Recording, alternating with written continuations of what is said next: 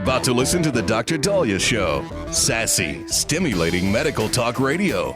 Any medical advice Dr. Dahlia Wax gives on her show should not be substituted for an actual visit to your medical provider. And now, here's Dr. Dahlia.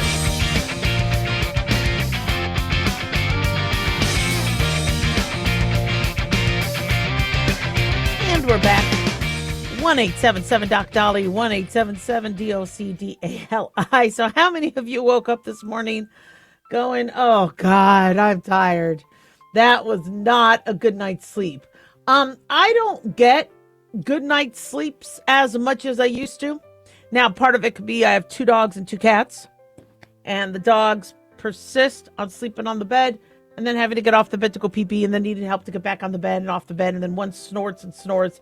So I don't sleep that well, but it's a little better than it used to be. The problem is we keep having this threat over our heads that if we don't sleep well, we're going to get dementia.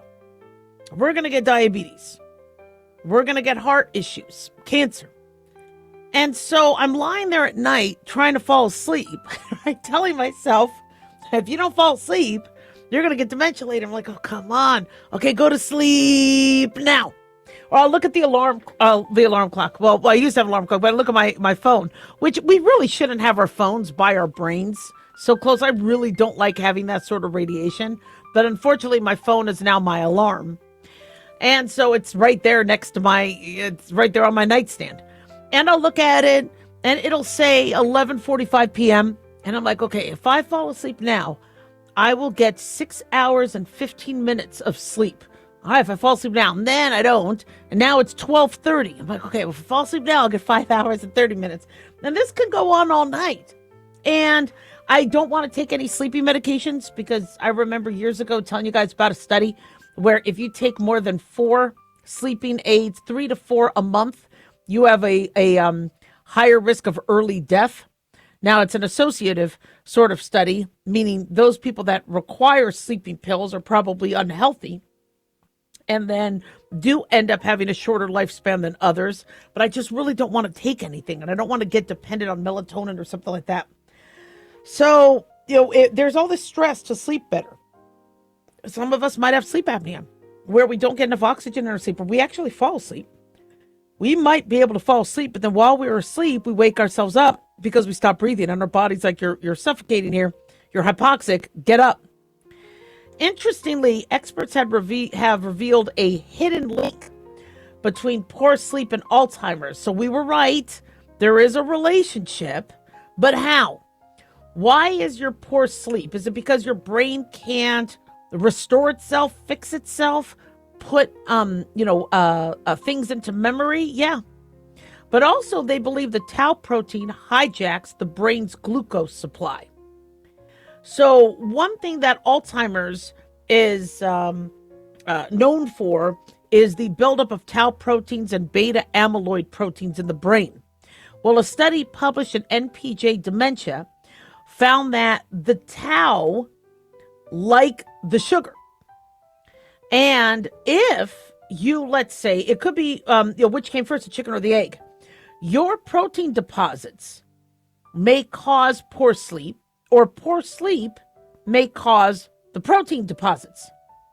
They say many individuals with Alzheimer's struggle with sleep before their memory loss begins. Well, that makes sense. But scientists believe that the tau protein hijacks the brain's energy supply, leading to a state of overactive excitability that prevents restorative rest. Well, that's a hard word to say for me. So what they did is they used female mouse models. The study authors measured time between sleep stages, and at 6 months, the mice with tau pathology or tau buildup spent more time awake and less time in non-rapid eye movement sleep, which is your calm and restorative phase of sleep. By 9 months, they have had even less REM sleep and then start to have progressive cognitive decline. So tau changes how the brain uses glucose to stimulate brain activity. We need sugar. We need cholesterol. We need fat in our diet. We just don't want too much of it. And there's also a competition of who gets to use what and who gets. So, for example, when I have a patient who's lost a lot of weight on their own, well, I remember my mother-in-law. My mother-in-law told me, Dahlia, I'm not diabetic anymore. And I'm like, really? She's like, yeah, I don't need my insulin. My doctor said I don't have diabetes anymore. I'm cured. First thing I thought of was cancer. And sadly, she was gone within 6 months. Because what happened is she had a tumor that was competing for the sugar that took most of the sugar, such that the body didn't have to rely on exogenous insulin to help maintain normal blood glucose. So what do we do with all of this? Okay, I mean, we're still trying to kind of figure out, okay, how am I going to get a good night's sleep tonight? So what I recommend is this, okay? One, identify if you're having poor sleep. I can't tell you how many times I ask my patients, are you having any issues sleeping? No. But then I see they're on trazodone or Xanax or Ambien for sleep. They go, oh yeah, but I take that medicine so I sleep fine. Not really. You're not getting a really good natural sleep. You need to fall asleep naturally. And go to a sleep specialist. We have sleep specialists, and they teach you how to sleep. They also make sure you don't have sleep apnea and other things impeding your sleep. But sleep medicine is a whole now specialty in medicine that I think is extremely, extremely important. And there's a lot of pressure. And I know people are like, well, gosh, I got to throw away the sleeping pills, but I can't do that. Then I panic. It doesn't have to be overnight. But we do have many people who are addicted to sleeping aids, and they don't necessarily need to be. It's just they go to bed and they go, oh man, I didn't take anything. And then once they start thinking about that, their mind just goes. You almost have to pretend you took something, or you have to focus on something else, or you have to, for a night or two, say, all right, I'm not going to sleep, and I'm not going to take naps, and I'm not going to disrupt my sleep cycle, or I'm going to get on some cycle. And eventually you tell your body, I'm not going to, I had a lot of trouble sleeping when I started to go through estrogen changes and menopause changes. And I asked my doctor for some Ambien. And she was like, oh, that's fine. It'll help you out. But, don't use it long term. And I go, I know. And I remember telling myself, well, gosh, I might need it tomorrow because tomorrow is even a busier day than today. And I was like, no, I don't want to do this. And so, it's really nice to be able to fall asleep on your own. Lavender baths, cooler temperatures, avoiding screen time, and relaxation therapy. 1-877-DOC-DALI. Don't go away.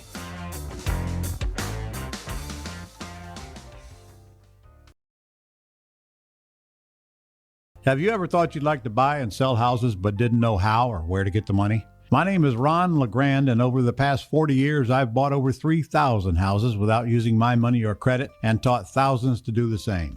Today, even in a virtual environment, we buy nice houses in nice neighborhoods using no banks, realtors, contractors, or other costly entanglements, and build huge cash flow and wealth without the hassle of tenants, all without credit and little or no money. You don't need a license or experience, and I'll show you exactly how it's done.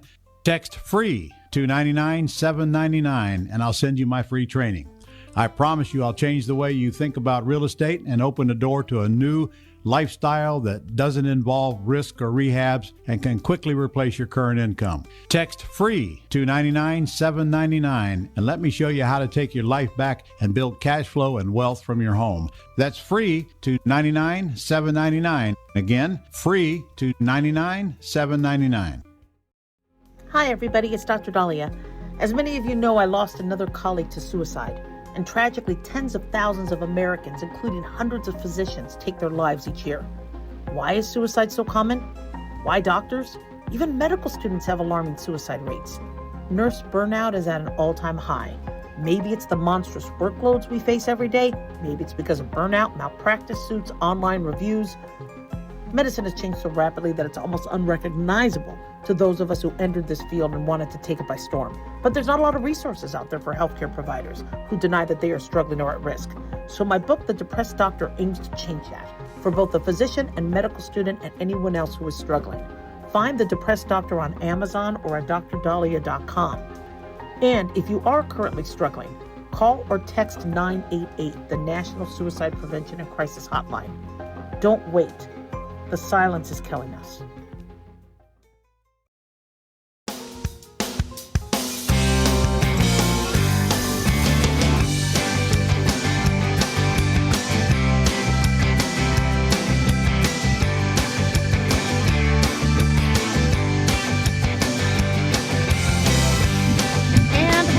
Dr. Dahlia Show. Thank you all for tuning in. 1-877 Dr. Dahlia, 1-877 DOCDALI. So I've been seeing COVID make a comeback, and I know a lot of you guys, oh gosh, no more COVID. No, it's going to be a pain in the butt, and I understand. This is why I'm so frustrated that politics got involved, because the COVID virus is going to be something that's going to keep coming in different forms, and for some of us, it won't do anything, and we'll be good. But for others of us, it's going to really, really mess us up.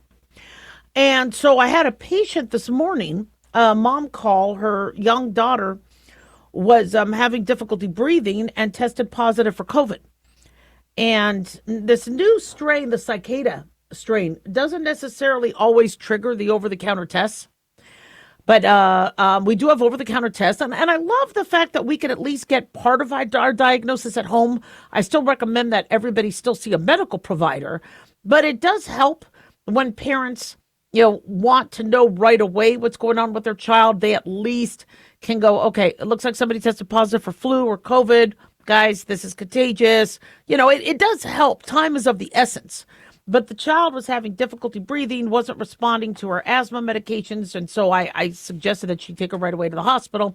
I offered to call 911, and I know, parents were kind of hoping, that there was a way we could treat at home, but unfortunately, even though many strains of COVID don't seem to affect us as severely, a child with asthma, somebody with immunocompromised state, or somebody who gets a very high viral load could unfortunately still have issues.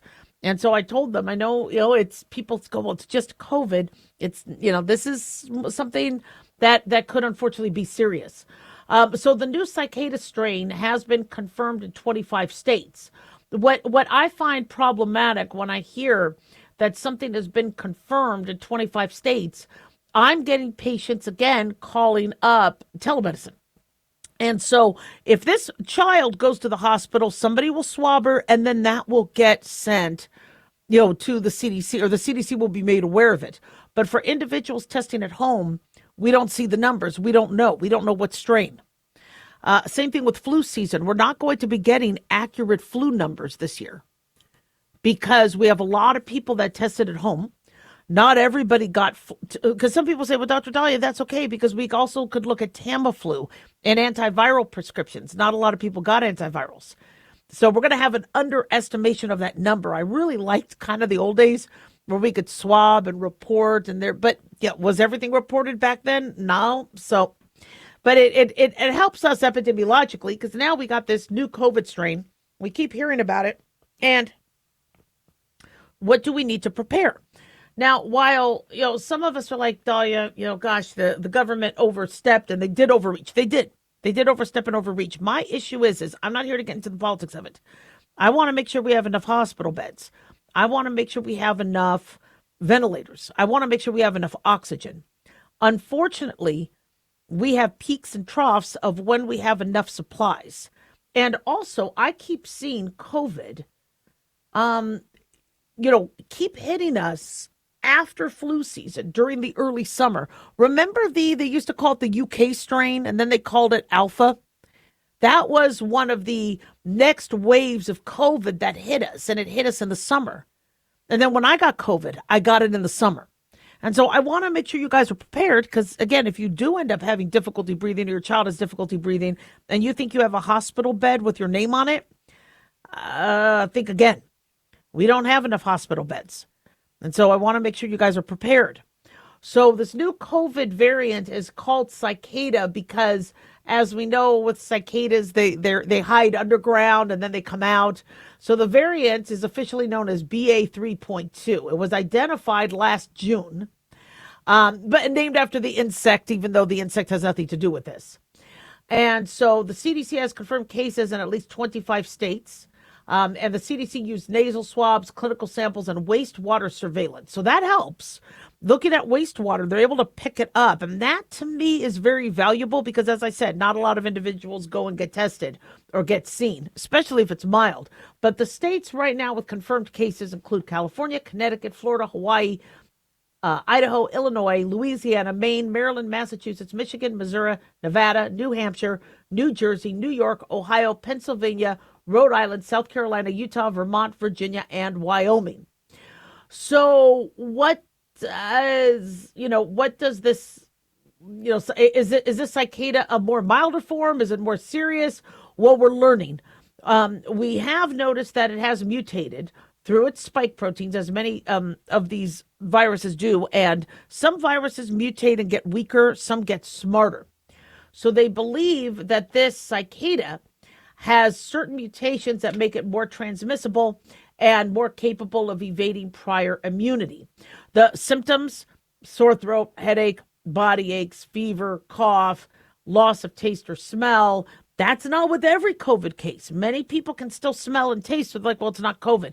It's not like this isn't your your granddaddy's COVID. I mean, this isn't the one that we saw in early 2020 or late 2019. But we are seeing GI symptoms. So patients are calling up saying, I have flu, I have some diarrhea, I have cough, and then I'll ask them, I'm like, did you swab yet? Did you test for flu? And when they test for flu, it's negative. So not everybody. Some people still have flu. We're still in flu season till next month. But the symptoms, unfortunately, can look very similar to flu.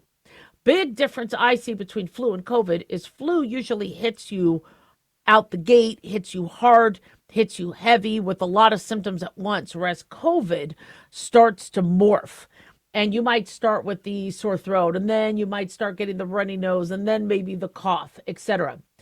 So, COVID has already, how many hospitalizations and deaths are we looking at? Well, according to KCEN TV, in the 2024-2025 respiratory season, there were about 400,000 hospitalizations and 45,000 people died related to COVID. So it's still an issue, as much as I want to say it's not. And for those of you who luckily have gotten COVID and it was mild, I'm really glad about that.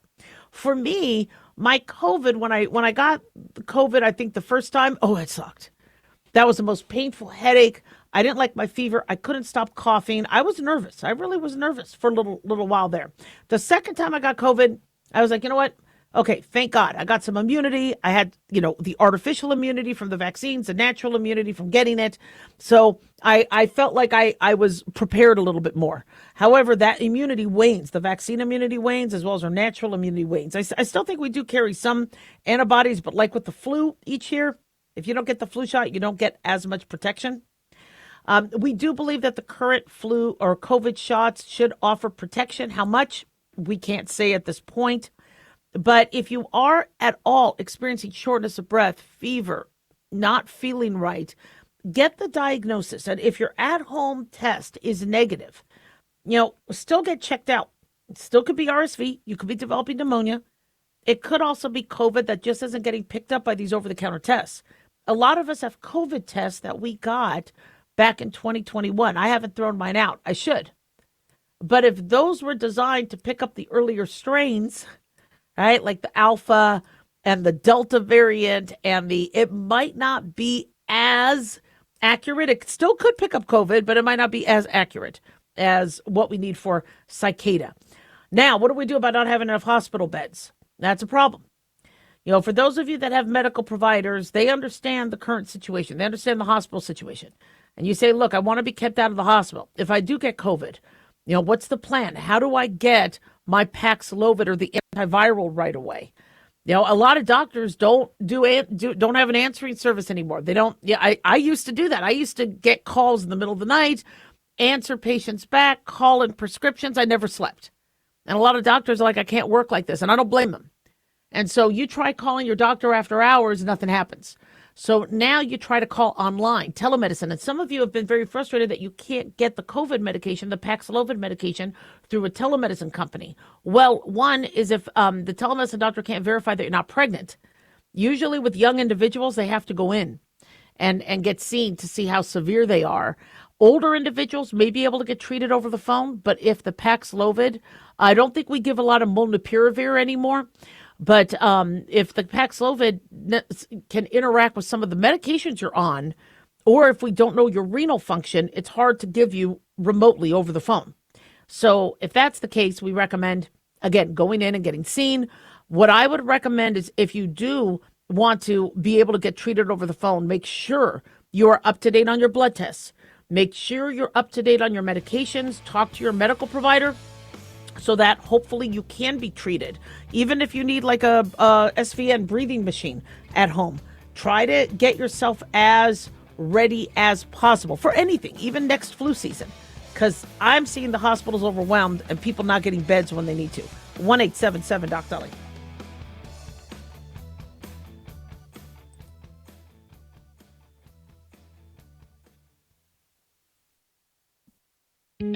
Looking for a gift that can actually help secure someone's future? It's Mark Falter's new book, Common Sense Income Strategies. It makes the perfect gift for that special someone in your life. Mark has helped thousands of hardworking Americans secure their financial future by using time-tested strategies that continue to create wealth, whether the market is up or down. Strategies that will make perfect sense once you take the time to read this powerful book. Common Sense Income Strategies brings to you what Mark has been teaching in person and talking about on the radio for decades. You've worked too long and too hard not to see the fruits of your labor. To learn how to receive your free copy, call 866-764-2635. That's 866-764-2635. Secure your future with Common Sense Income Strategies by Mark Falter. Again, to learn how to receive your free copy, call 866-764-2635. That's 866-764-2635.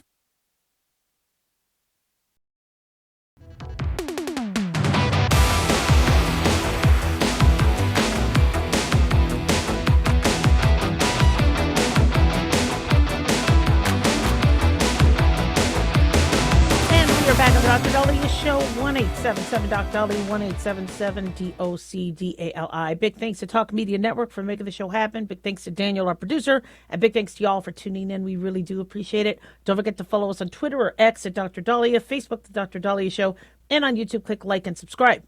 So I don't wear short sleeve shirts anymore. I hate that. It's getting hot.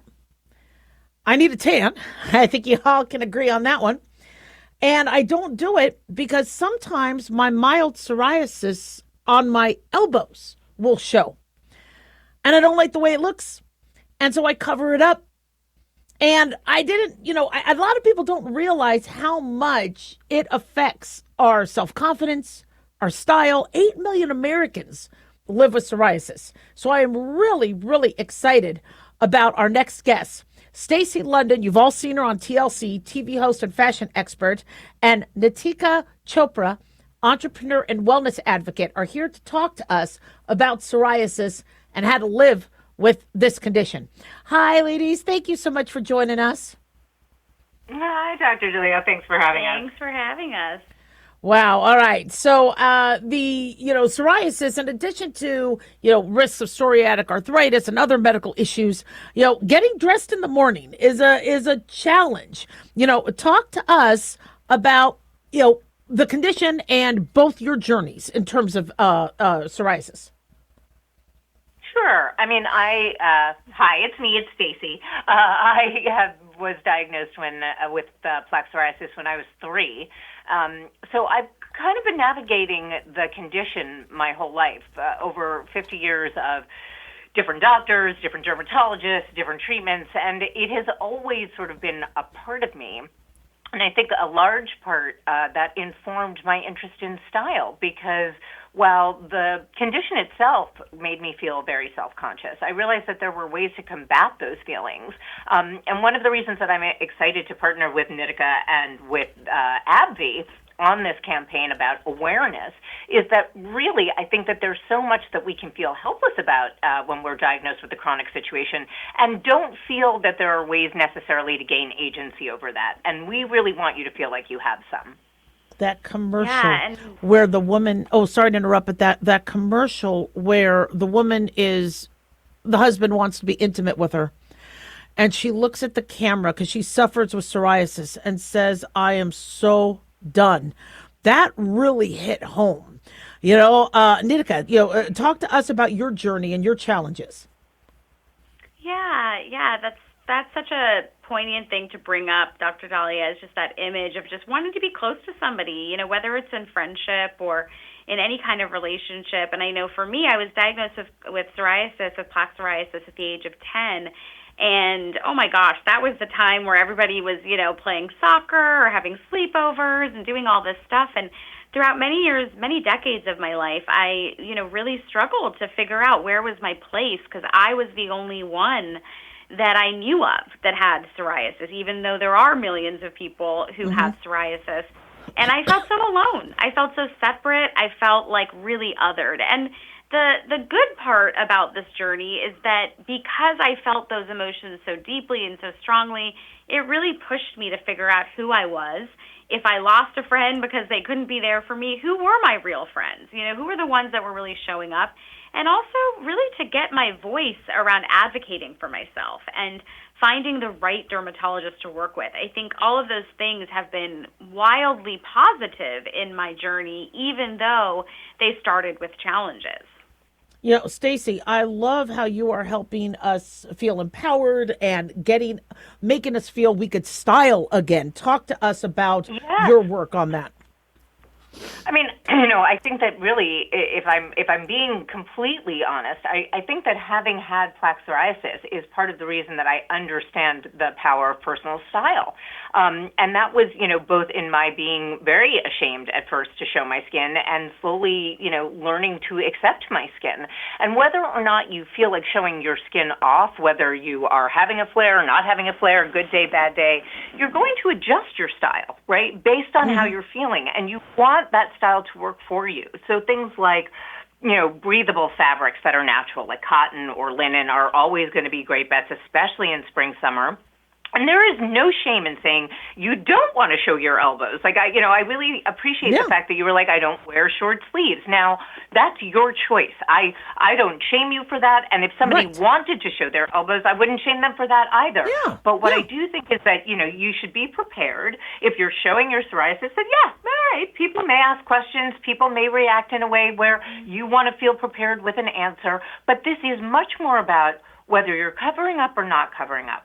Are you wearing things that bring you joy? Are you wearing things that keep your skin nice, soft, and supple, right? Are you wearing things that allow your skin to breathe? And those are daily decisions that once you start to get in the flow of living with this condition can be quite empowering, not as challenging, because you start to develop personal style. You start to wear the prints and the colors that you love.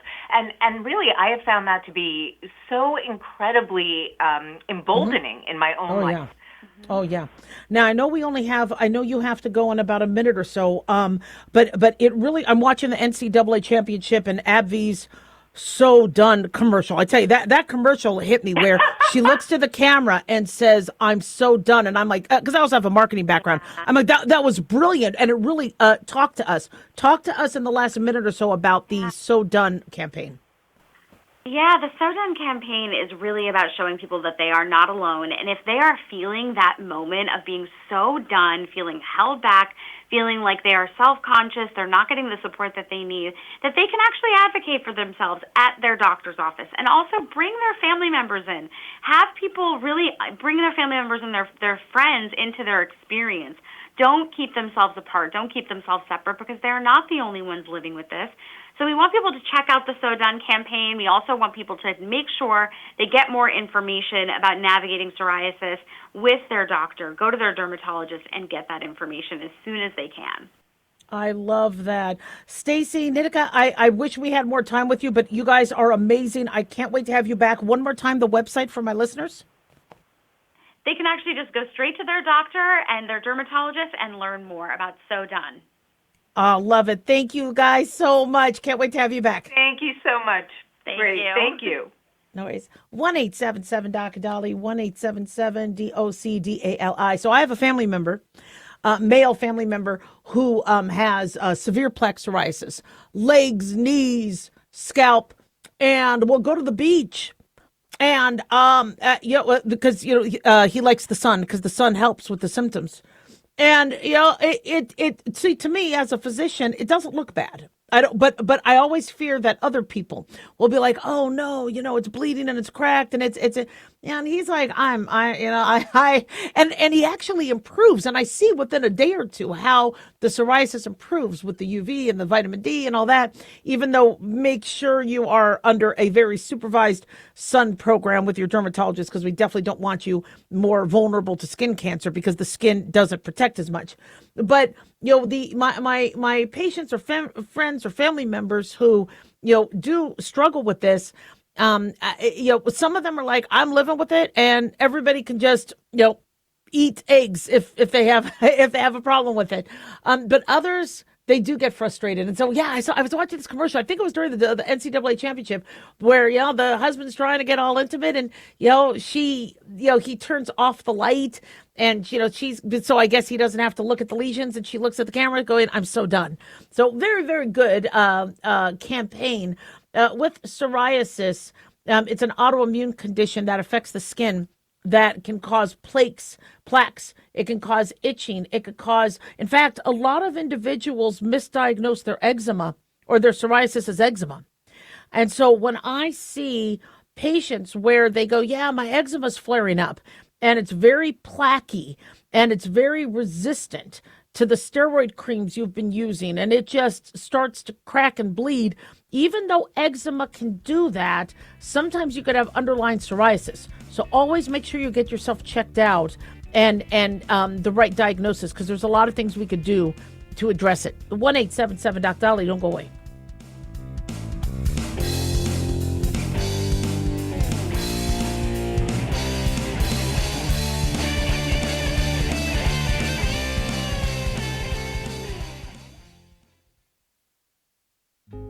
Hey guys, it's Clyde. We've had a lot of requests for Ground Zero merchandise, so we put together an online store with a big variety of high-quality items. I'm really excited to let you know about these things.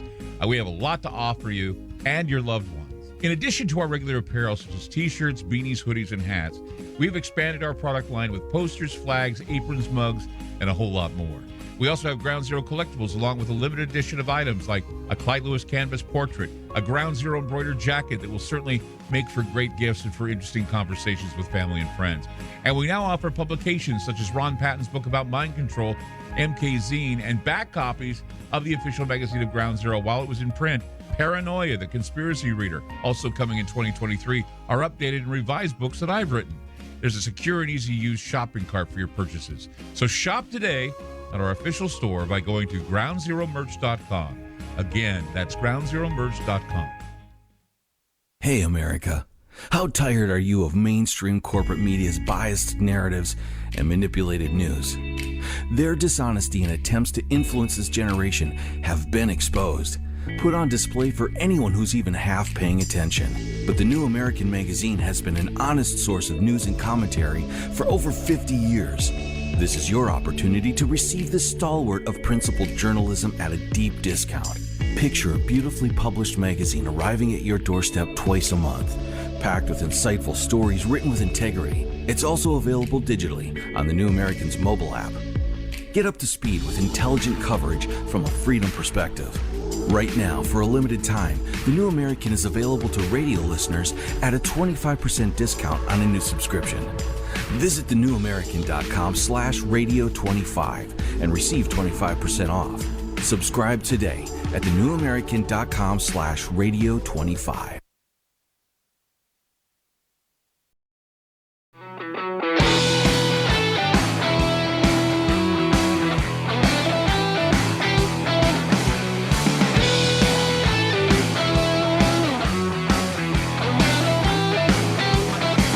We're back on the Dr. Dolly Show. Thank you all for tuning in. 1-877 Doc Dolly, 1-877 DOCDALI. So if you remember Trump's Easter message to Iran, he wants the Strait of Hormuz open. And today was going to be Bridge Day and Power Plant Day. And he has a deadline for Iran to open up the Strait of Hormuz or face targeted strikes on critical domestic infrastructure, such as the power plants and bridges. This deadline is 5 p.m. Pacific, 8 p.m. Eastern. And Iran, as a result, has put women and children on these bridges, having them hold flags as a message of defiance. Whether these women and children really want to be there, I think is obvious. However, Iran is known for you not doing, this regime is known for you not doing what they say, bad things can happen. And so you are seeing civilians, quote unquote, protesting at bridges and power plants, but they're women and children, and holding flags. And Trump has issued a message. His latest tweet or Truth Social message that was posted about 4 hours ago says, "A whole civilization will die tonight, never to be brought back again. I don't want that to happen, but it probably will. However, now that we have complete and total regime change, where different, smarter, and less radicalized minds prevail, maybe something revolutionary, wonderful can happen. Who knows?" He says, "We will find out tonight, one of the most important moments in the long and complex history of the world. 47 years of extortion, corruption, and death will finally end. God bless the great people of Iran." So I know that's a pretty confusing message because he says a whole civilization will die tonight, but he is praying for the people of Iran at the end of the message. So unless he's describing the civilization as the regime, the terrorist regime is never going to come back. So I know there's been a lot of back and forth on that, especially with the liberal media, saying he wants to annihilate all of Iran. No, it doesn't sound like that. Who's in charge of Iran? Well, I believe the Ayatollah's son, who took over after the Ayatollah was killed, is in a coma. And so Ayatollah Mojtaba Khamenei, he's the appointed supreme leader, and he's supposedly unconscious and unable to be involved in any decision making, according to intelligence memo being reported by Daily Mail.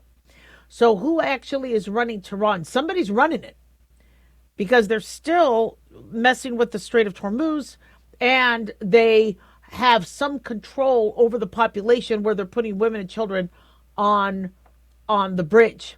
So the U.S. struck about 50 military targets overnight on Karg Island and Iran's crucial oil export hub.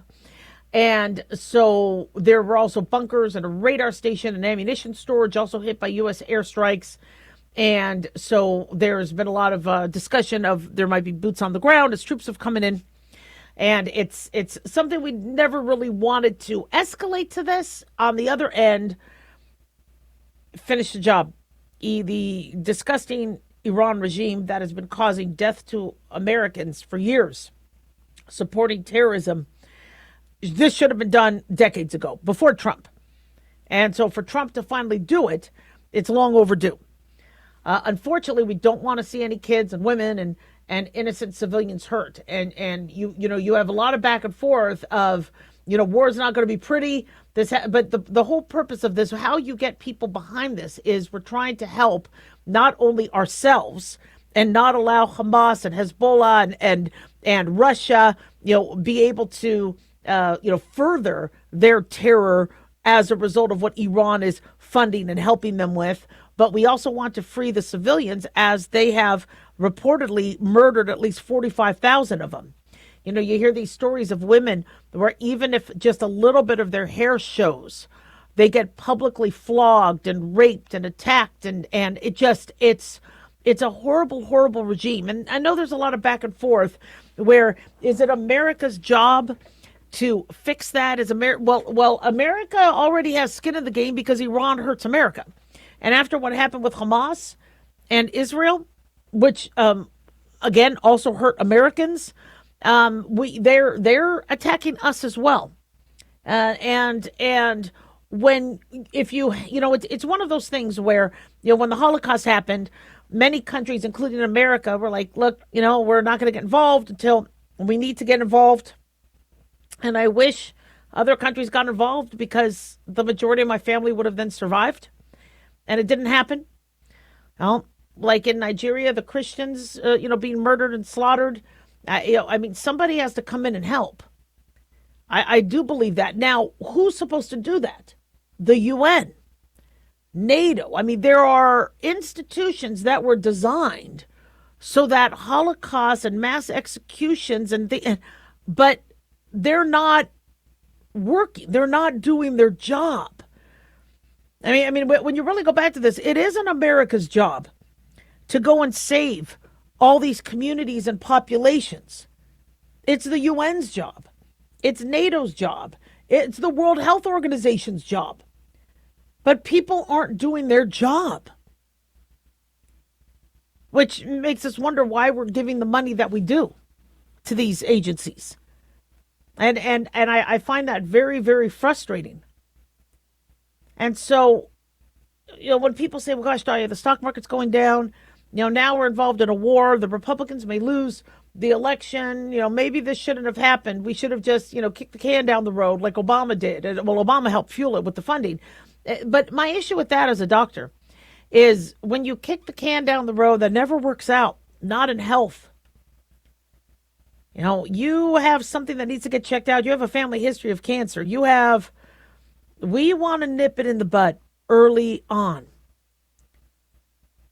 Hey, we want to cut the cancer out. We want to annihilate that bad cell. And we want to make ourselves stronger from an immunity standpoint. Well, that's kind of what's happening now with the Middle East. We know there's a cancer. We see it. And it's already metastasized. It's already spread. And to chemotherapy it's unfortunately is going to cause cells or unfortunately, countries, economies to struggle a little bit until we could regain and get stronger. I don't want to see war. I'm not a fan of war. But if Iran is a cancer, if Russia is a cancer, if China can be a cancer, and we didn't stop it when we could, we're going to be enveloped by it. And already our dependency on China and, look at how we got drawn into the war with Ukraine and Russia. I mean, I want us to help Ukraine. I've always been in support of Ukraine. But I told you guys early on, if we don't cut the head off the snake and deal with this early on, this is going to go on for years. And here we are years later. Is Trump evil? No. Is Trump losing his mind? No. But his approach is different from Biden and Obama's because it got this far when it shouldn't have. And now he wants to, again, address the cancer. I mean, I hope it ends soon. It's not a quick, I know he said it'll be over in a couple weeks. I thought he was over exaggerating and hyperbole on that one. However, he's got a time limit because I believe after 120 days, Congress has to get involved. So hopefully this ends soon. But we'll see what happens with the deadline tonight. 1-877 Doc Dahlia.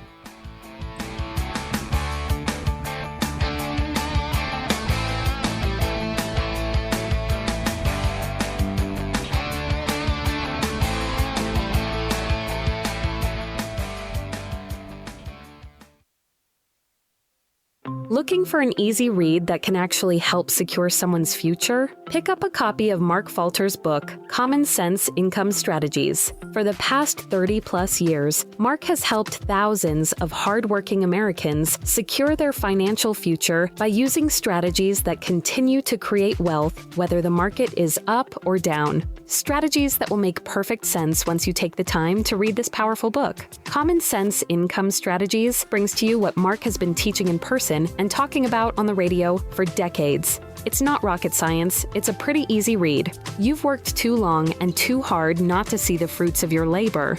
Common Sense Income Strategies is available now on Amazon or by calling 866-764-2635. That's 866-764-2635. Common Sense Income Strategies by financial fitness show host Mark Falter. Secure your financial future today.